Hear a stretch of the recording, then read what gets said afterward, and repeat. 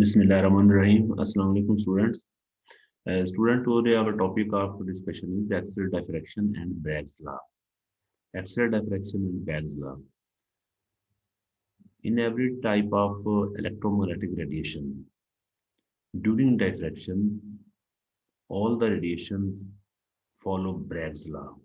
But especially if the radiations are deflecting or scattering through through any crystalline material, then it must follow, then it must obey Bragg's law. So, what is Bragg law? Bragg's law.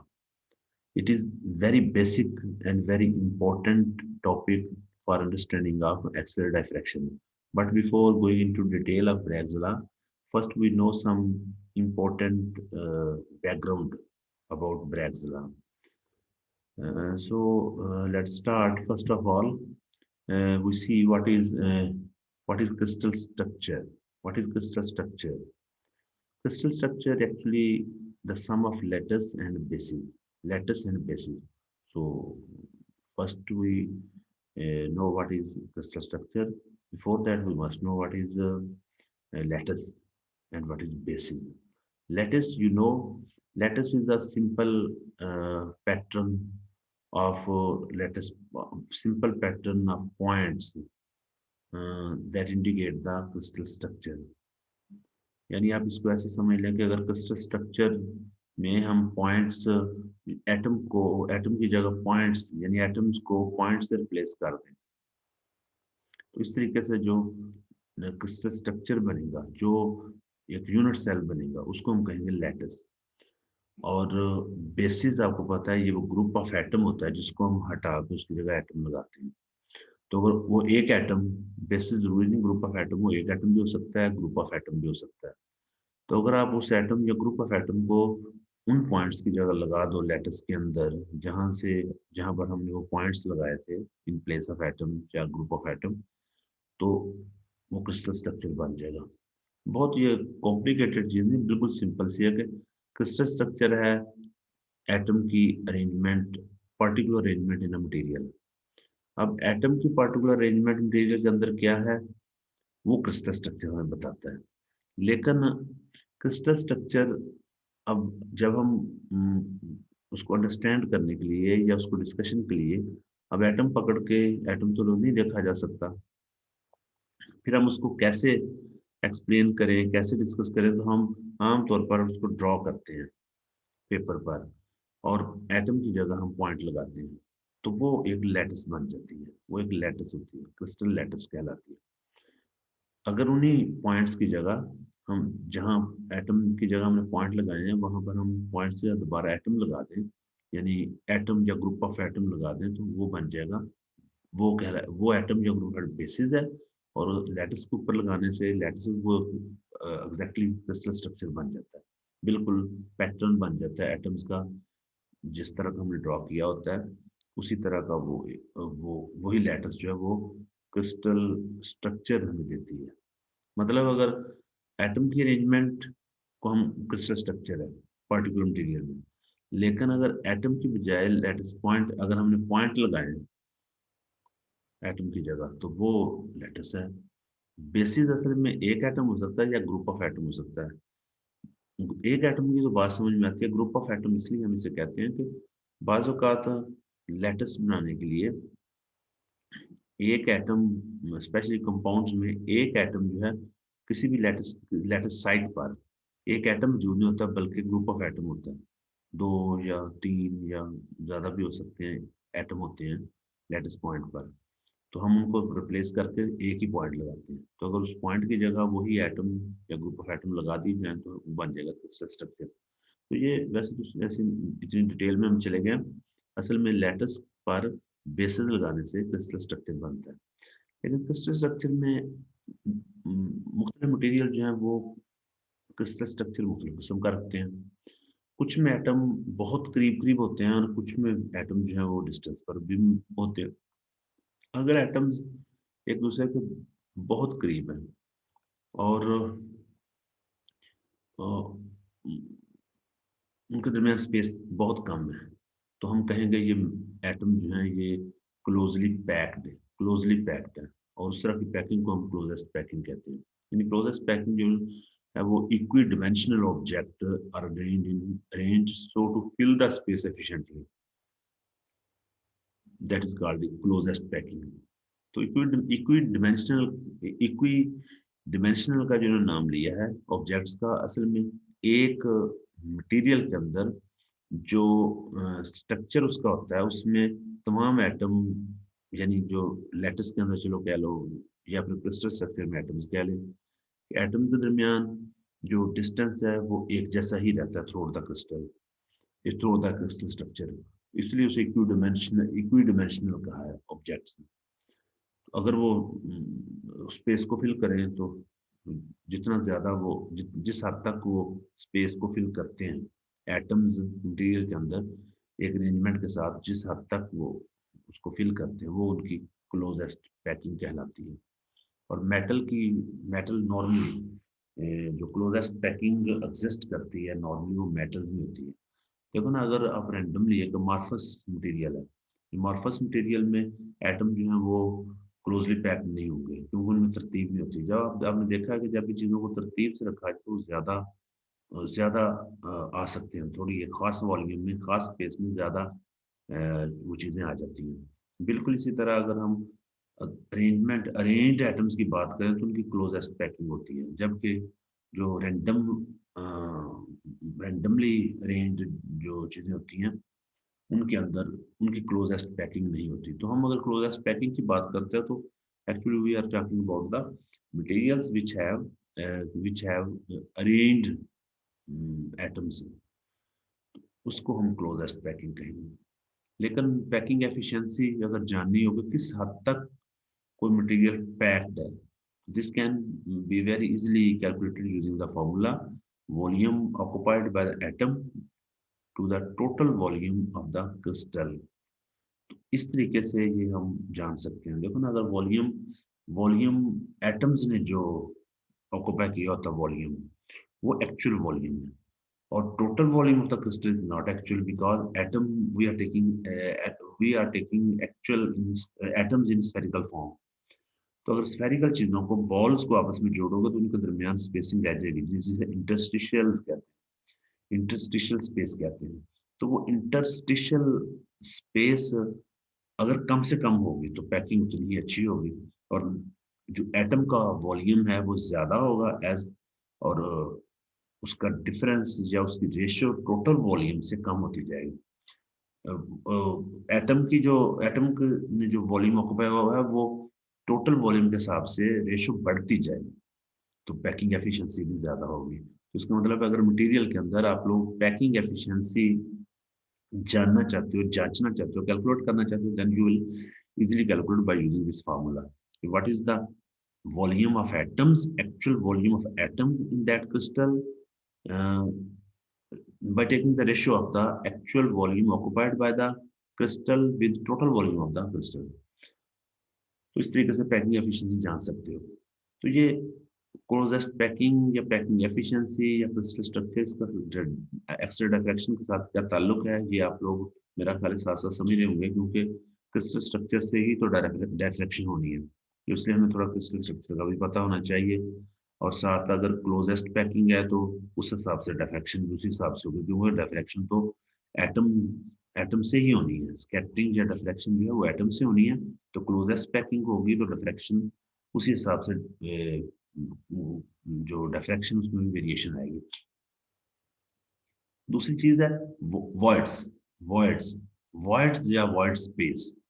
Voids या wide space ये actually वो space होती है जो atom के दरमियान खाली होती है, जिसमें मैंने अभी इंटरस्टिशियल साइड की बात की, इंटरस्टिशियल स्पेस की, वो उनको हम वॉइड कहेंगे। जैसे मैंने आपको बताया कि एटम को हम स्फेरिकल काउंट करते हैं, स्फेरिकल कंसिडर करते हैं कि एटम स्फीयर लाइक शेप है। सो अगर हम किसी मटेरियल के अंदर एटम की को अरेंज करें तो उनके दरमियान खाली जगह मौजूद होगी। अब जैसे आप अगर कोई देखने का बॉल्स को अगर आप जोड़ेंगे तो दरमियान में खाली जगह रह जाएगी क्योंकि स्फेरिकल होते हैं ना। अगर तो देखो ये क्यूबाइड शेप्ड हो तो फिर तो ये साथ साथ जुड़ते जाएंगे और दरमियान में स्पेस नहीं होगी। लेकिन जितना भी क्लोजली मटेरियल के अंदर मेटल्स के अंदर एटम क्लोजली पैक्ड होंगे, लेकिन due to their spherical shape they have some voids, they have some interstitial spaces in between them. तो वो खाली जगहें जो अंदर होती हैं एटम्स के दरमियान, उसको हम कहते हैं वॉइड्स या वॉइड स्पेस। तो ये अब इस वॉइड या वॉइड स्पेस को जांचना होगा, ये इसका ये कितनी है। तो आप लोग ये देख लें कि उस जगह पे जितना बड़े से बड़ा स्फेरिकल बॉडी या बड़े से बड़ा स्फीयर जो उसमें फिट हो सकता है, उससे हम कहेंगे कि वॉइड का ये साइज है, वॉइड का साइज। असल में आप अब इसमें ये भी आपके माइंड में क्वेश्चन आ सकता है कि अगर इंटरस्टिशियल स्पेस यानी कि वॉइड्स या वॉइड स्पेस स्पेसिंग में हमने कुछ स्फीयर ही ऐड करना है, तो वहां एटम ही क्यों नहीं जाकर एडजस्ट हो जाता। असल में जो इंटरस्टिशियल साइट्स होंगी जिन्हें हम वॉइड कहते हैं, वो हमेशा उनके उनमें जो एटम या साइज जो उनमें स्फीयर जो फिट आएगा उसका साइज हमेशा उन एटम से कम होगा जो उस स्फीयर को बना जो स्पेस को बनाते हैं। सो वहां पर हम कोई भी स्फीयर जो उसमें वहां पर आ सकता है, उस स्फीयर के साइज से हम वॉइड के साइज का अंदाजा लगा सकते हैं। तो वाइड आप लोग समझ गए, इन शॉर्ट वाइड को हम कहेंगे कि voids are the spaces which are present in between the atoms, in between the spherical atoms. तो वो इंटरस्टिशियल साइट्स या इंटरस्टिशियल स्पेसिंग को हम वाइड कहते हैं। लेकिन वाइड के कोऑर्डिनेशन नंबर होते हैं, coordination number of wide. Coordination number of wide होता है कि एक वाइड या वही जो वाइड स्पेस है उसके सराउंडिंग में कितने एटम मौजूद हैं, सराउंडिंग में इमीडिएटली सराउंडिंग, ये नहीं कि दूर तक सराउंडिंग सराउंड नहीं हो, बल्कि उस वॉइड को प्रोड्यूस करने वाले कितने एटम है, कितने एटम की पार्टिसिपेशन है वॉइड को बनाने में। तो जितने एटम की पार्टिसिपेशन होगी, वॉइड को जितने एटम टच कर रहे होंगे, वॉइड में उनकी कंट्रीब्यूशन होगी, उन एटम्स की तादाद को हम कहते हैं कोऑर्डिनेशन नंबर ऑफ वॉइड। तो वॉइड आप लोग वॉइड भी जरूरी था एक्सरे डिफ्रैक्शन में पढ़ना कि वॉइड से हमें पता चल जाता है कि एक्सरे डिफ्रैक्शन की स्कैटरिंग कैसी होगी। इसके बाद अगर आप देखना चाहें कि ये वॉइड और void to atomic radius ratio, void to atomic radius ratio हमें इस बात का पता देती है कि वॉइड्स का टोटल जो एटम है, एटम के हिसाब से उन्होंने कितनी जगह घेरी हुई है, उसका कितना साइज है। तो ये इस तरीके से पता चल जाता है, यानी हम वॉइड के रेडियस को एटम के रेडियस के साथ कंपेयर कर लेते हैं। वही बात आ गई कि आप एटम के दरमियान जो स्पेसिफिक इंटरस्टिशियल यानी कि वॉइड, वहां पर एक छोटा बॉल रखें जितने छोटे साइज का आता है, फिर उसका रेडियस और एटम के रेडियस की रेशियो ले लें। जितनी रेशियो ज्यादा होगी, जाहिर बात है उतना ही वॉइड का साइज भी बढ़ता जाएगा। तो ये हम रेशियो से अंदाजा लगाते हैं। लेकिन रेशियो को कैलकुलेट अब एटम वहां रखकर या बॉल वहां रखकर तो हम कभी पता नहीं चला सकते, बिकॉज एटम का साइज बहुत कम है और वाइड्स का जो एरिया स्पेस होगी, वॉल्यूम होगा, वो तो और कम होगा। तो हम कैसे जांच सकते हैं? तो इसके लिए ये सिंपल सी कैलकुलेशन है। आप यहाँ ऐसे करें कि अगर आप लोग यहाँ से ये इस एटम के सेंटर से दूसरे एटम के ये नेबरिंग एटम जो बिल्कुल अपोजिट साइड में, उसके दरमियान एक सेंटर्स को आपस में मिलाएं, और फिर एडजेसेंट एटम जो बिल्कुल साथ है, हॉरिजॉन्टल लाइन ड्रॉ करो वर्टिकल, तो आप देखेंगे एक ट्रायंगल बन जाएगी, जैसा कि आपको नजर आ रही है फिगर में। और ये राइट ट्रायंगल होगी, बिकॉज हॉरिजॉन्टल दो एटम जो नीचे पड़े हुए हैं बेस एटम्स, इनके जब आप सेंटर को मिलाएंगे तो एक हॉरिजॉन्टल लाइन बनेगी। फिर ये वाले जो लेफ्ट साइड राइट साइड पे दो एटम, इनको मिलाएंगे तो एक वर्टिकल साइड बनेगी। और जब अपोजिट एटम्स को मिलाएंगे तो ये हमारे पास आएगी हाइपोटेन्यूज, ट्रायंगल का हाइपोटेन्यूज आएगा। तो आप लोग देखें तो यहाँ राइट ट्रायंगल बन रही है। अब राइट ट्रायंगल में हमें रेडियस का तो पता है, एटम का रेडियस जो है वो आर ए, एक एटम के रेडियस को अगर हम कहें, तो चूंकि बेस में दो एटम के रेडियस ले रहे हैं, सेंटर को मिलाया हुआ, तो ये दो रेडियस के बराबर है, so we will take it two R A. Similarly vertical direction में एटम जो है राइट साइड पे, उनके सेंटर के दरमियान डिस्टेंस भी टू आर ए है। बट हाइपोटेन्यूज यानी ऑपोजिट साइड को मिलाने वाली जो लाइन है, इसमें दो एटम्स का रेडियस आता है और साथ साथ वायर्ड का साइज भी आता है। तो वो वायर्ड का साइज एग्जैक्टली नहीं, बल्कि उसके अंदर जो हमने एक बॉल रखा है इसकी मेजरमेंट के लिए, वो बॉल जो है उसका डायमीटर भी अंदर आता है, उसका डायमीटर 2 रेडियस के इक्वल है, so we will take 2 radius of void. तो टोटल हाइपोटेन्यूज जो है उसकी लेंथ बन जाएगी 2 radius of void plus 2 radius of atom. तो टोटल ये हाइपोटेन्यूज होगा।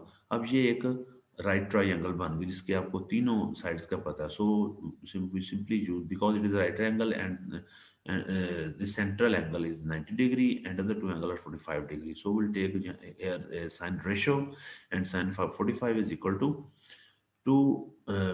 sine 45 is perpendicular over hypotenuse, and perpendicular is 2RA, hypotenuse is 2RV, wide radius 2 radius, wide radius is plus 2 atomic radius।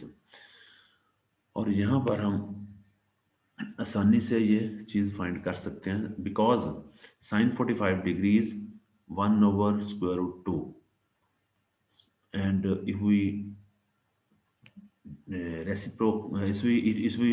inverse, if we reverse, if we take the reciprocal of this equation, or if we invert the both side of equation, then we will easily get our radius of void and easily get the ratio of the radius of void and radius of and atomic radius.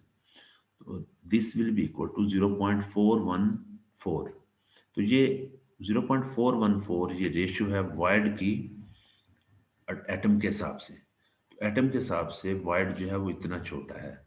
इस तरह हम wide की ratio जो है वो atom के wide के radius की रेशियो एटम के रेडियस से या वाइड को एटम से कंपेयर कर सकते हैं। So next is coordination number, not symmetry but it is a coordination number। coordination,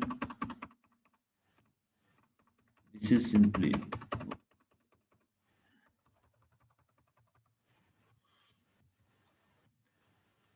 words are characterized here. We can check the different type of voids, let's say tetrahedral voids, octahedral voids। Tetrahedral voids are surrounded by 4 atoms, while octahedral voids surrounded by 8 atoms, 6 atoms, sorry 6 atoms। आप लोग ये देख सकते हैं कि 4 atom, tetra तो होता है 4 है, but this is hedral not gon. Gon होता है corner, 4 corner tetragon, 6 corner hexagon, but this is octahedral octahedral. Octahedral mean 8 इसकी साइड्स हैं, इसके फेसेस 8 हैं और इस यहाँ पर फेस 4 बन रहे हैं। तो ये कंफ्यूजन आप याद रखिएगा। अगर 4 कोऑर्डिनेशन नंबर, आप ये समझ लें किसी वर्ड का 4 कोऑर्डिनेशन नंबर, उसके 4 फेस बनेंगे। तो इस इन दिस केस जो वर्ड का रेडियस होगा, जो वर्ड का वर्ड की टाइप होगी, हम इसे कहेंगे टेट्राहेड्रल वर्ड, यानी 4 एटम से बनेगा और हर एटम 4 एटम से फेस भी 4 बनेंगे, 1 2 3 और दूसरी साइड पे 4। तो 4 फेस से बनने वाला जो वाइड है और ये वाइड बन भी ऐसी रहा है। आप देखो ना, ये एक एटम और 2 ये, इन तीनों को मिलाएं तो एक फेस बन रहा है। इस तरह इधर दूसरा फेस, नीचे की तरफ तीसरा और एक बेस में चौथा। तो 4 फेस के दरमियान जो वाइड होगा उसे हम कहेंगे टेट्राहेड्रल वाइड। और इसी तरह ये 6 एटम जो एक दूसरे के बिल्कुल एग्जैक्टली ऑपोजिट हैं, डाउनवर्ड डायरेक्शन, अपवर्ड, लेफ्ट और राइट में, एंड टॉप बॉटम और फ्रंट और बैक की तरफ जो 6 एटम है। लेकिन 6 एटम जब उनको हम देखेंगे तो 6 एटम से 8 फेसेस बनेंगे। ये 1 2 3 और इसी तरह दूसरी तरफ 4 और 4 ही नीचे। तो ये 8 सरफेसेस या 8 फेसेस से बनने वाला उनके दरमियान जो वाइड होगा उसको हम ऑक्टाहेड्रल वाइड कहेंगे। But it is actually surrounded by 6 atom. 6 atom से सराउंड करने वाला वाइड ऑक्टाहेड्रल और 4 एटम से सराउंड करने वाला ये है टेट्राहेड्रल वाइड। तो ये आप लोग इसको याद रखेंगे। This is all about wired and some basics, but now we move toward Compton effect। Compton effect, Compton effect आप लोग ये एफएससी क्लासेस से पढ़ते आ रहे हैं। इस लेवल पे Compton effect जो है उसको बताना तो मेरा ख्याल है आप शायद मुझसे ज़्यादा जानते होंगे, लेकिन कॉम्पटन इफेक्ट के बारे में थोड़ा सा बताना यहाँ जरूरी इसलिए है कि कॉम्पटन इफेक्ट में भी फोटोन की स्कैटरिंग होती है और एक्सरे डिफ्रैक्शन में भी फोटोन की स्कैटरिंग है। तो क्या फोटोन की स्कैटरिंग कहीं एक्सरे डिफ्रैक्शन जो है ये फोटोन कॉम्पटन इफेक्ट की तरह ही तो नहीं? इसलिए हम थोड़ा सा कॉम्पटन इफेक्ट को कंपेयर करेंगे एक तरह का, या इसको एक्सरे के हवाले से देखेंगे। तो अगर आप लोग इसको देखें, कॉम्पटन इफेक्ट जो है ये आपको पता है कि जब भी कोई फोटोन किसी इलेक्ट्रॉन से स्ट्राइक करता है तो वो स्कैटर हो जाता है फोटोन, और अपनी कुछ एनर्जी इलेक्ट्रॉन को दे देता है, और इलेक्ट्रॉन किसी भी एक डायरेक्शन में रिकॉइल हो जाता है। तो जरा देखें, बिल्कुल यही एक्सरे एक्सरे डिफ्रैक्शन में भी यही होता है। X ray actually electromagnetic radiation and these are photons.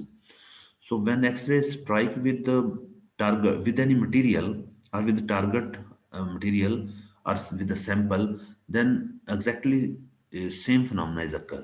कि फोटोन आए, सैंपल के एटम से टकराए, एटम से नहीं टकराते बल्कि इलेक्ट्रॉन से टकराते हैं। एटम के इलेक्ट्रॉन के साथ भी उनकी कोलिजन होती है। स्ट्राइकिंग आप समझ लें कि मतलब स्ट्राइक करती हैं जो एक्सरेज है वो फोटोन है। तो बिल्कुल इसी तरह उनके उनकी डिफ्रैक्शन होगी। जब मटेरियल से एक्सरेज टकराएंगी तो डिफ्रैक्ट होंगी। इधर फोटोन इलेक्ट्रॉन से टकरा रहे हैं तो डिफ्रैक्ट हो रहे हैं, स्कैटर्ड हो रहे हैं। वहां भी एक्स डिफ्रैक्शन भी जो एक तरह की स्कैटरिंग है ना, लेकिन होगा ये कि यहाँ वहां पर मटेरियल के अंदर भी एटम जो इलेक्ट्रॉन होते हैं वहाँ फोटोन जो है वो इलेक्ट्रॉन से स्ट्राइक करके स्कैटर हो सकते हैं। तो वो जो हमें डिफ्रैक्शन पैटर्न मिलता है, कहीं उसमें जो स्कैटरिंग इलेक्ट्रॉन की वजह से वो भी तो उसमें शामिल नहीं होती। तो हम उस तरह उस हवाले से देखना चाहेंगे। असल में जो डिफ्रैक्शन होती है एक्सरे की, मटेरियल के साथ डिफ्रैक्शन जो है वो तो मटेरियल एक्सरे जो एग्जैक्टली एटम से डिफ्रैक्ट होती हैं, लेकिन एक्सरे इलेक्ट्रॉन एटम से डिफ्रैक्ट होने के साथ साथ इलेक्ट्रॉन से भी होती हैं। तो इलेक्ट्रॉन से जो डिफ्रैक्शन स्कैटरिंग हो रही है और एटम से जो स्कैटरिंग या डिफ्रैक्शन हो रही है, तो क्या ये हमें रिजल्टेंट के तौर पे कैसे जो हमें डिफ्रैक्शन मिल रही है वो कौन सी है? क्या वो एटम की डिफ्रैक्शन है, एटम से डिफ्रैक्शन है, न्यूक्लियस से, आई एम सॉरी न्यूक्लियस से? वो एटम से डिफ्रैक्शन, आप इस बात को समझें, जरा दोबारा सुने। कॉम्पटन इफेक्ट में फोटोन ने आना है और इलेक्ट्रॉन से स्ट्राइक करना है और अपनी कुछ एनर्जी इलेक्ट्रॉन को दे देनी है, और कुछ एनर्जी के साथ उसने स्कैटर हो जाना है। ज़ाहिर जब वो टकराएगा तो कभी भी वो अपनी जो उसकी इंसिडेंट जो ओरिजिनल डायरेक्शन उसमें तो जाएगा नहीं, इलेक्ट्रॉन के साथ स्ट्राइक करने के बाद स्कैटर होगा। और इलेक्ट्रॉन को जब फोटोन से कुछ एनर्जी मिलेगी तो वो रिकॉइल होगा। तो कॉम्पटन इफेक्ट में तो यही होता है। फिर कितनी कॉम्पटन ने एक्चुअल में फाइंड किया था वो फेज शिफ्ट, जिसे कॉम्पटन शिफ्ट कहते हैं, कि कितनी चेंज आती है वेवलेंथ में before collision and after collision, यानी before incidence with electron and after scattering. तो वो स्कैटर्ड एक्सरे फोटोन और स्कैटर्ड फोटोन और इंसिडेंट फोटोन के वेवलेंथ में डिफरेंस क्या आता है, ये पता चलाया था कॉम्पटन ने। वो डिफरेंस लिया था उसने, जिसे हम कॉम्पटन शिफ्ट कहते हैं। तो यहाँ पर अगर हम एक्सरे फोटोन लेते हैं और वही x ray photon just like in Compton fact आगे से ट्राई करता है इलेक्ट्रॉन के साथ, तो बिल्कुल इस तरह उसकी एनर्जी में चेंज आएगी। एनर्जी होती नहीं एच न्यू, एनर्जी में चेंज आएगी। और एनर्जी एच तो कांस्टेंट है, सो न्यू यानी कि फ्रीक्वेंसी में चेंज आएगी, जैसे उसकी फ्रीक्वेंसी में चेंज आएगी। फ्रीक्वेंसी में चेंज आएगी तो वेवलेंथ में चेंज आएगी। तो फोटोन की पहले जो एनर्जी थी वो एच न्यू वन थी, और बाद में जो एनर्जी आफ्टर स्कैटरिंग वो एच न्यू टू है। और जिस एंगल से वो स्कैटर हुआ है वो एंगल थीटा है। तो आप लोग यहाँ से कैलकुलेशन तो वो आपको पता है, law of conservation of energy और मोमेंटम को इकट्ठा सॉल्व करने से, उनकी इक्वेशन बना के उसको सॉल्व करने के बाद हम वो एफएससी में ये सारी डिटेल उसमें तो नहीं जाएंगे, लेकिन कॉम्पटन शिफ्ट जो फाइंड की थी उसने, वो delta lambda is equal to lambda two minus lambda one, यानी lambda two after scattering wavelength है और लैम्डा वन ओरिजिनल जो फोटोन था उसकी वेवलेंथ है। तो दोनों का डिफरेंस जो है वो वो डेल्टा लैम्डा होगा कितनी चेंज आई है, and this change is equal to this component shift is equal to 2h over mc sine square theta. और अगर हम ये चूंकि कांस्टेंट है सारी 2h ओवर mc, यहाँ पर वैल्यू पुट करें तो हमें ये रिजल्ट मिलता है। तो ये वेवलेंथ में चेंज आ रही है। और अगर आप लोग देखें तो जब स्ट्राइक करती हैं एक्सरेज मटेरियल के साथ तो वहां पर भी डिफ्रैक्शन होती है।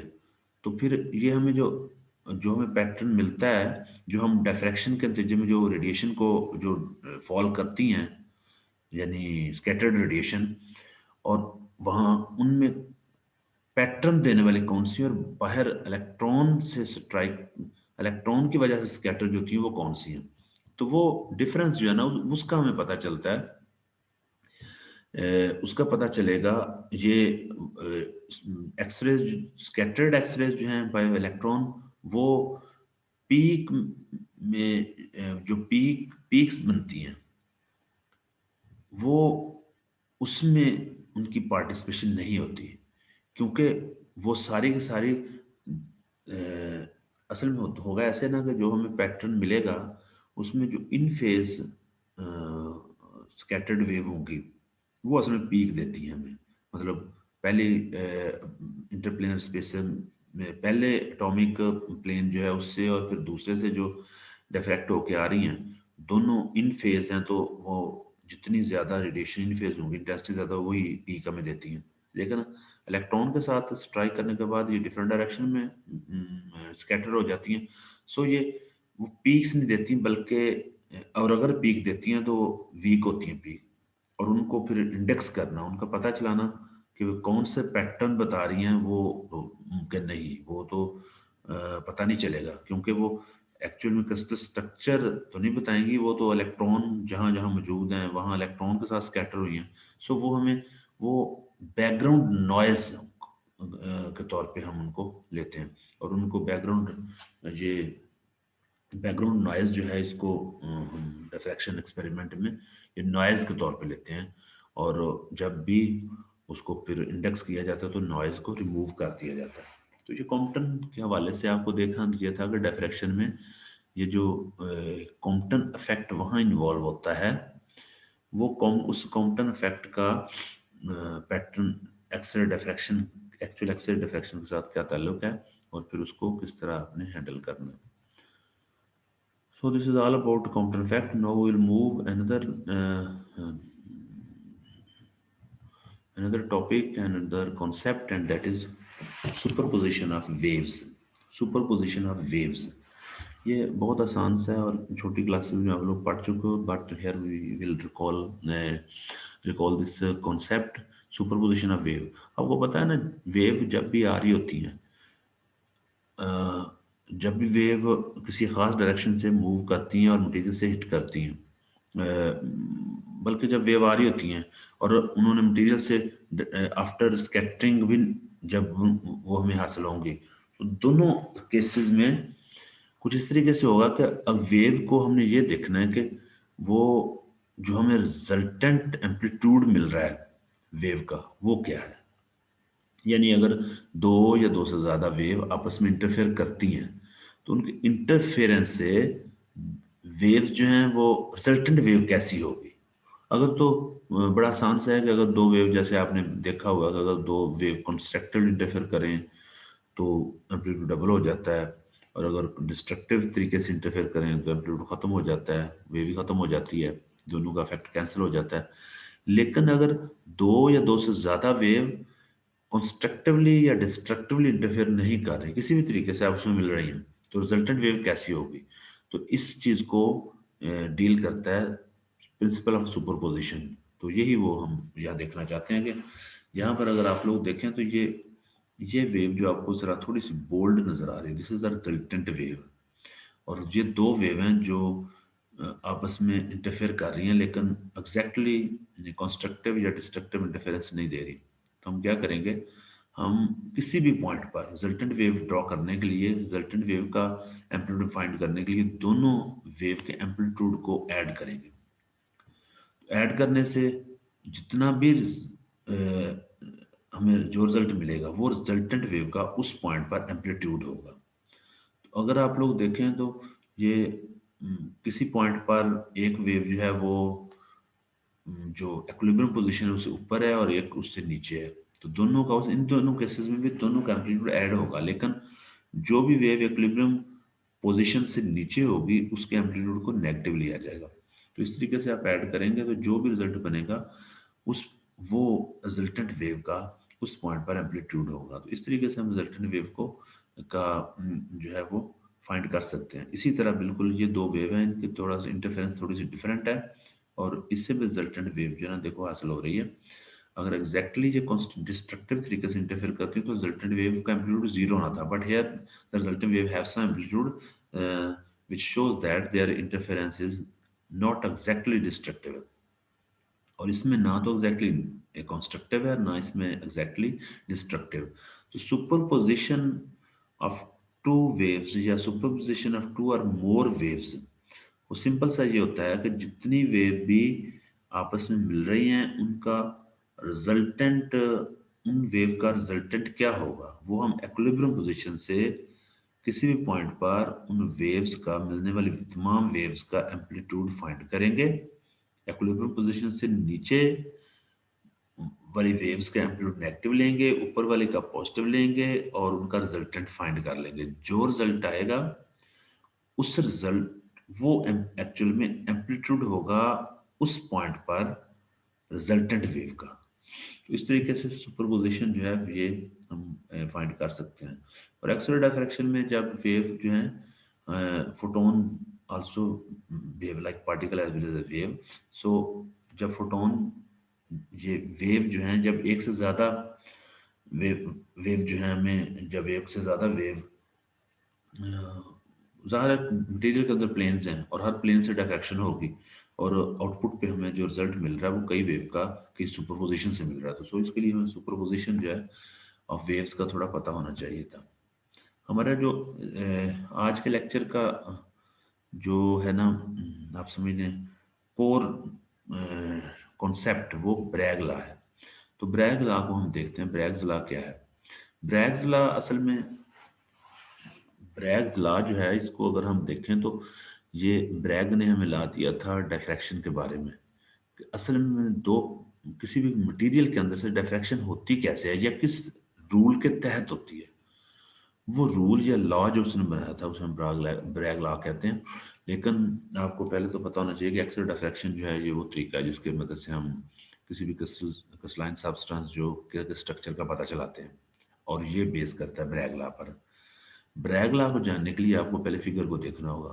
तो फिगर पर ये जो ग्रीन लाइन दो दिखाई हुई है, इन दो लाइंस पर ये पॉइंट मुख्तलिफ लगे हुए हैं।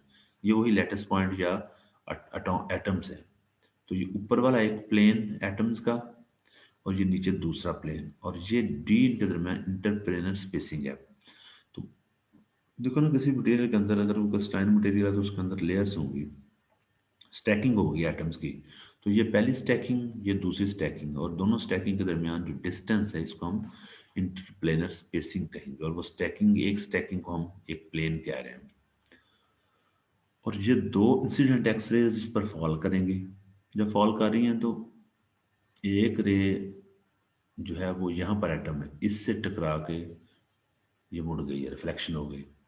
दूसरी वेव जो है ये यहाँ से पास होने के बाद, ये खाली जगह थी, यहाँ से पास होने के बाद ये एग्जैक्टली दूसरे प्लेन में जो उसके बिल्कुल ऑपोजिट सामने एटम था उससे ये इसकी डिफ्रैक्शन हुई है।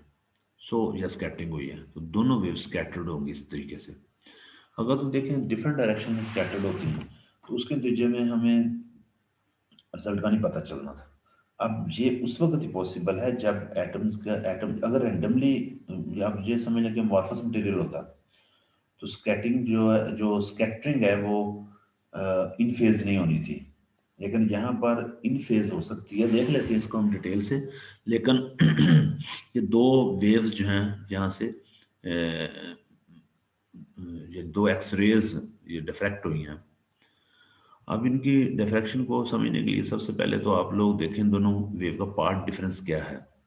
पाथ डिफरेंस अगर हम देखें तो ये इस वेव की लंबाई जो है यहाँ तक ओ ए ओ है और इसकी यहाँ तक बी वाई है।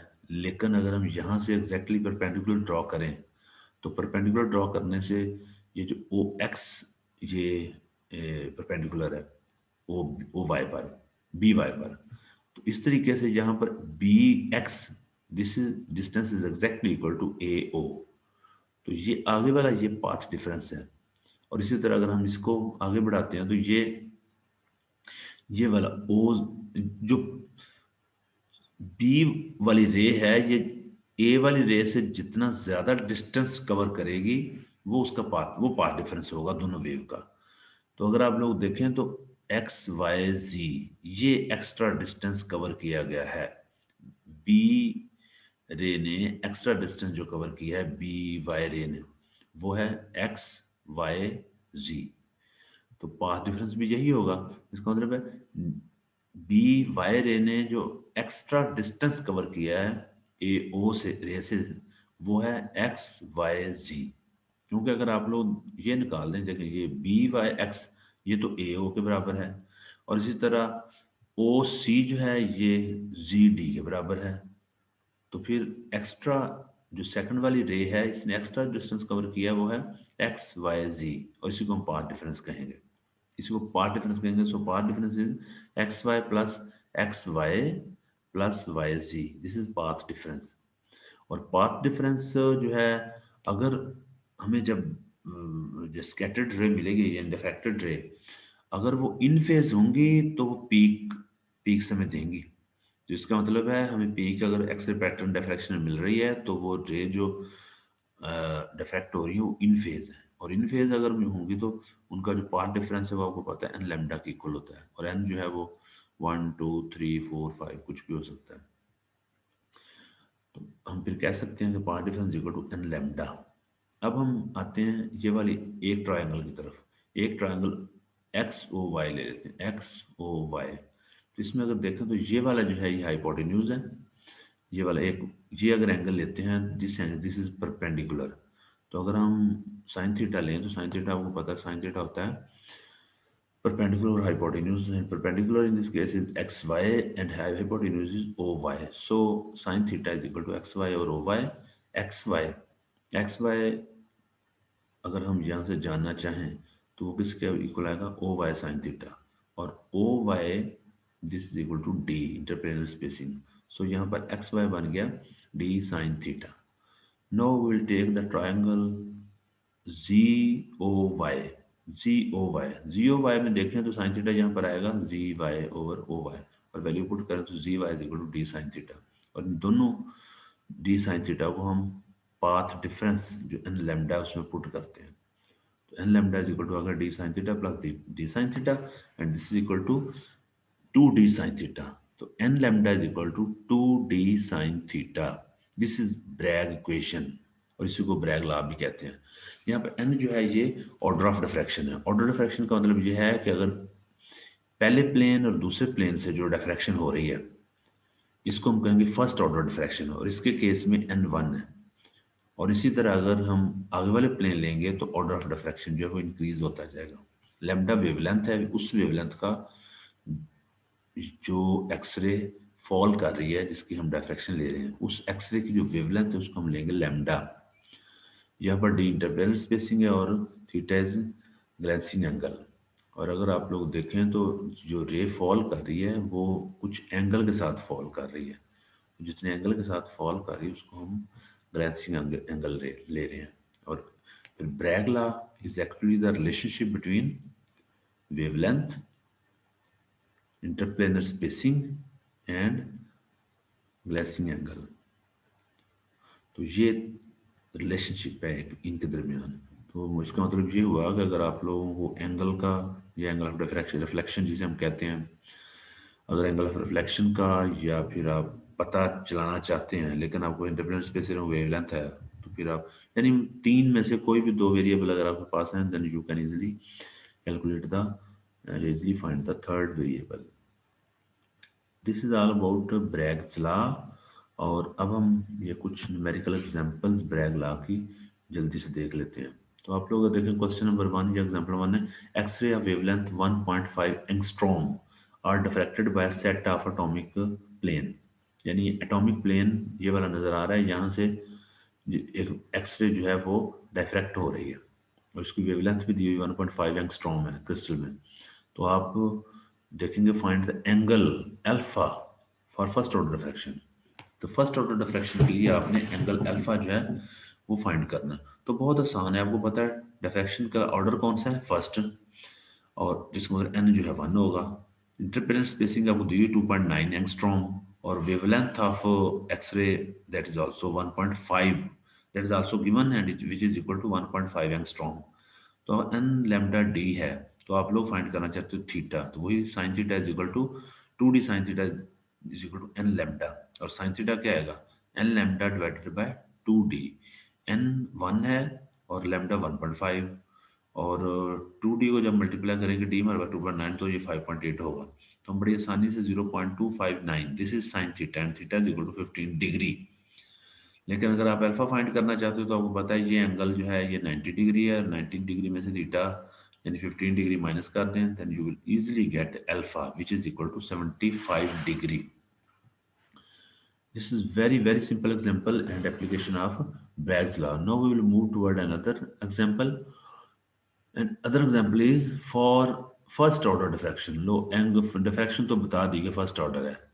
By a crystal plane having d is equal to 2.3 angstrom in solid observed at the angle of 30 degree. Using the same radiation and first order diffraction, theta is equal to 60 degree for another solid. Calculate the d value for the second solid. बड़ा आसान है, आप पहले solid से आपको order का भी पता है, आप लोगों को इंटरप्लेनर स्पेसिंग का भी पता है और थीटे का भी। तो then from first data you will find first lambda wavelength of the X rays, और चूंकि दूसरे सॉलिड के लिए वेवलेंथ रेडिएशन वही इस्तेमाल की गई है, सो लैम्डा हम यहाँ से वही लेंगे। थीटा हमारे पास है, डिफ्रैक्शन भी वही है फर्स्ट ऑर्डर, तो आप लोग आसानी से डी वैल्यू जो है यानी कि इंटरप्लेनर स्पेसिंग फाइंड कर सकते हैं। तो ये दो बहुत ही सिंपल सी एग्जांपल्स थी, सिर्फ आपको अंडरस्टैंड कराने के लिए कि ब्रैग लॉ जो है वो आप लोग समझ जाओ। तो ब्रैग लॉ जो है वो बड़ी आसानी से इन एग्जांपल से इसको देखा जा सकता है। ये वो यहाँ पर मेन मेथड जो है, प्रिंसिपल मेथड्स ऑफ डिफ्रैक्शन वो दिखाए गए हैं। तो पहला है लावे मेथड। लावे मेथड जो है, इसमें इसे लावे मेथड भी कहते हैं, लेकिन मोस्टली इसे लावे मेथड पढ़ा जाता है। लावे मेथड में इसे देखें तो ये आमतौर पर सिंगल क्रिस्टल सैंपल्स के लिए इस्तेमाल करते हैं लावे मेथड, और सिंगल क्रिस्टल सैंपल को करने के लिए लावे मेथड में थीटा को फिक्स रखते हैं लेकिन लैम्डा को वेरी करते हैं, यानी हम डिफरेंट रेडिएशन डिफरेंट वेवलेंथ की रेडिएशन को यूज करते हैं एक ही एंगल पर। तो उस तरीके से हम ये उसके क्रिस्टल स्ट्रक्चर जो है कैसा होगा, सिंगल क्रिस्टल का स्ट्रक्चर कैसा होगा उसको डिटरमाइन करते हैं। तो ये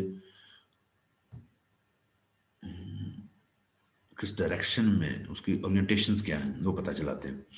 दूसरा पॉडर मेथड है। पॉडर मेथड ये पॉलीक्रिस्टलाइन मटेरियल जो होते हैं उनके लिए इस्तेमाल किया जाता है पॉडर मेथड, और इसमें थीटा वेरी करते हैं जबकि लैम्डा जो है ये फिक्स होता है, और आमतौर पर आप अपने सैंपल्स के लिए यही मेथड यूज करते हो पॉडर मेथड, और इससे हम डी स्पेसिंग का पता चला लेते हैं as well as simple crystal structure पता चल जाते हैं। और नेक्स्ट है रोटेटिंग क्रिस्टल ऑसिलेशन और crystal single crystal diffractometer method. इसमें हम क्या करते हैं, इसमें सिंगल क्रिस्टल सैंपल्स को रोटेट करते हैं, जिसमें वो जब रोटेट करेंगे तो ज़ाहिर एंगुलर फ्रीक्वेंसी जो है वो ख़ास एक एंगुलर फ्रीक्वेंसी होगी और उसमें लैम्डा फिक्स होगा। और ये मेथड जो है ये आमतौर पर यूज़ किया जाता है कॉम्प्लेक्स क्रिस्टल स्ट्रक्चर की डिटर्मिनेशन के लिए। तो इसमें रोटेट किया जाता है। आप लोग ज़रा पहले मेथड लावे मेथड में देखें, उसमें थीटा फिक्स है और सिर्फ वेवलेंथ को चेंज किया जाता है। इसमें वेवलेंथ भी फिक्स है, इसमें वेवलेंथ फिक्स है और सिर्फ क्रिस्टल को रोटेट किया जाता है। सैंपल को रोटेट करेंगे और ये कॉम्प्लेक्स क्रिस्टल स्ट्रक्चर जो है उसको उसका स्ट्रक्चर डिटर्मिनेशन के लिए इस्तेमाल करते हैं। तो ये मेथड जो है ये इसमें हम तो मेनली फोकस करेंगे पाउडर मेथड पर। तो this is all about the today's lecture, और आप लोग इसको सुन लें, और अगर आपके माइंड में किसी किस्म का क्वेश्चन होगा तो आप लोग ज़रूर मेरे साथ शेयर कर लीजिएगा, डिस्कस कर लीजिएगा।